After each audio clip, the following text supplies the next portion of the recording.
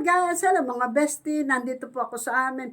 Hilot Maria, meron po ako ite-therapy. Ito po ay may frozen, shoulder, balakang, ay madaming masakit. Ito po ang paraan kung paano gamutin yung mga frozen shoulder. 59 ka na. Oo. Ito, i-ano natin. I-ano natin. Ramdam mo.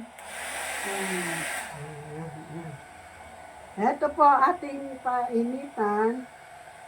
Ito ay laser. Ilang minuto. Ito sa kanila.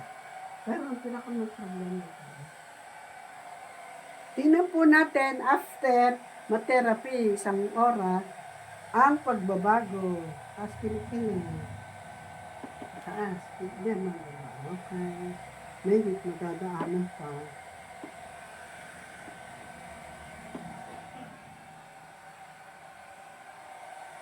Tapos, yung ano mo yun sa balakang? Talikod. Sige, talikod. Ito po yung machine, 1974 model.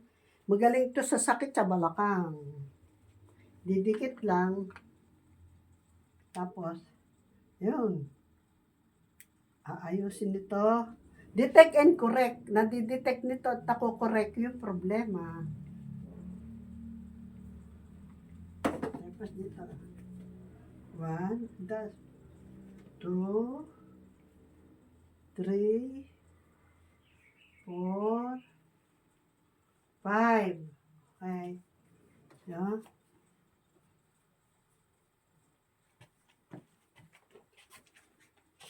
One, 2, 3, 4, 5. O, sige. Upo tayo. Paupo na. Paupo na po kami. Lamig pa. Ayan po siya. Cute. Ganda niya. Yan. Tanong ko sa iyo. Doon sa 1 oras na gamot, may pagbabago ba? Opo. Anong, magkano? Dati po, yung pagtaas ko ng kamay, hindi ko maitaas. Ngayon, matataas ko ng kamay. Pagbaba, okay naman. Okay na po. Okay naman siya. Meron ko pong gagawin pa na last, yung payong, wait lang.